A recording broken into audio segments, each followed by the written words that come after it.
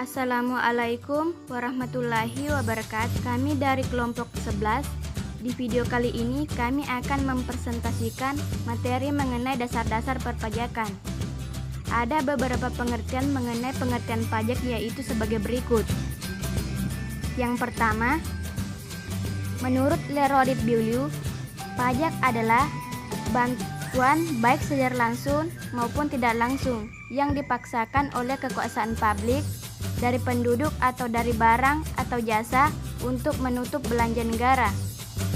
Yang kedua, menurut Profesor R. Sunitro, pajak adalah iuran rakyat kepada kas negara berdasarkan undang-undang yang dipaksakan dengan tidak mendapat jasa timbal atau kompensasi yang langsung, dapat ditunjukkan dan digunakan untuk membayar pengeluaran umum.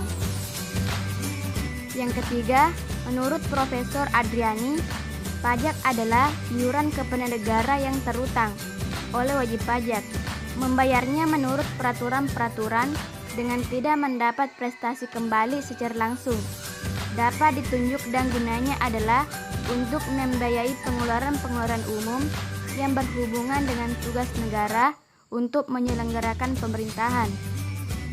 Yang terakhir, pengertian pajak berdasarkan Undang-Undang Nomor 28 Tahun 2007.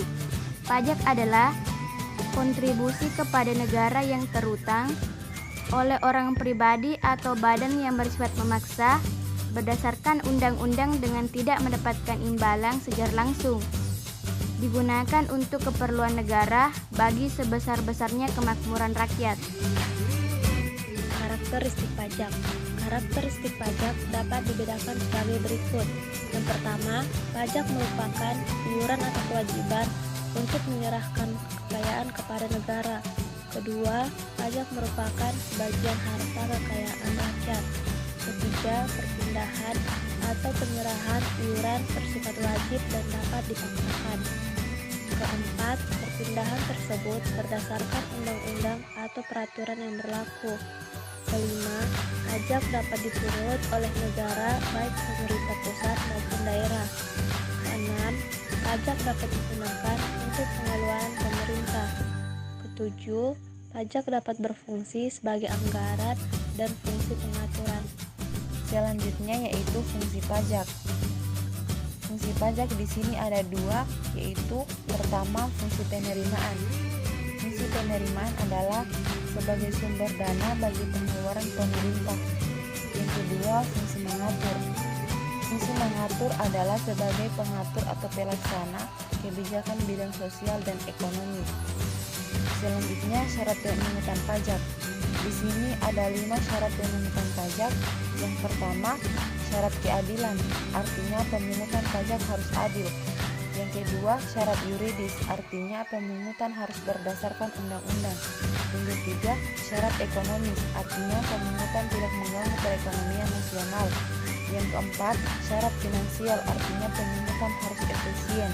Yang kelima, syarat simplicity, artinya sistem pemungutan harus sederhana. Definisi hukum pajak dan cakupan hukum pajak. Nah, definisi hukum pajak merupakan hukum yang bersifat publik dalam mengatur hubungan negara dan orang atau badan hukum yang wajib untuk membayar pajak. Selain itu, hukum pajak juga merupakan bagian dari hukum publik. Hal ini disebabkan karena hukum pajak mengatur hubungan antara pemerintah dengan wajib pajak atau warga negara. Adapun cakupan hukum pajak yaitu ruang lingkup hukum pajak.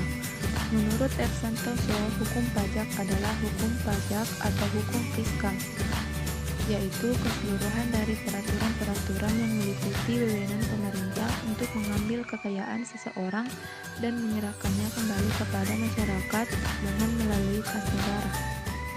Pembagian hukum pajak. Dalam hukum pajak terdapat dua dasar hukum, yaitu hukum pajak material dan hukum pajak formal. Hukum pajak material, hukum yang memuat norma-norma yang menerapkan keadaan-keadaan, perbuatan-perbuatan, dan peristiwa-peristiwa hukum yang harus dikenakan pajak. Siapa-siapa yang harus dikenakan pajak dan berapa besarnya pajak.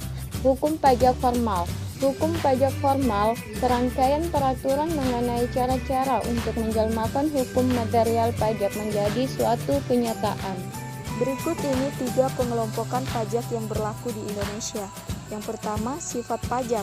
Sifat pajak terbagi menjadi 2, yaitu pajak subjektif dan pajak objektif. Pajak subjektif dalam penanganannya memperhatikan keadaan kondisi pribadi wajib pajak yang berstatus kawin atau belum kawin. Pajak objektif ini hanya memperhatikan kondisi wajib pajak yang bersangkutan. Yang kedua yaitu pihak penanggung pajak. Pihak penanggung pajak ini dibedakan menjadi 2, yaitu pajak langsung dan pajak tidak langsung. Kemudian yang ketiga yaitu pihak pemungut pajak, terbagi menjadi 2, yaitu pajak negara dan pajak daerah.